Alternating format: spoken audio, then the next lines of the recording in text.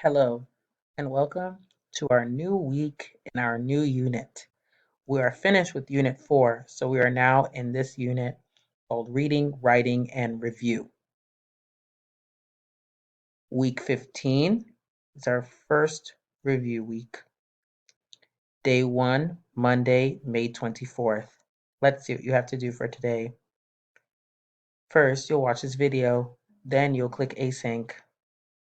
You have two activities in Async. The first activity is an activity in Mel. Then your second async activity is a Nearpod lesson on information and yes and no questions. You guys have been doing Nearpods at least 15 times, so you know what to do as you go through. If there are any issues, please always let me know. It is Monday. That means we will have class together on Zoom. So we will practice doing some information yes no questions and also practicing speaking and presentation skills with our Flipgrid from Friday.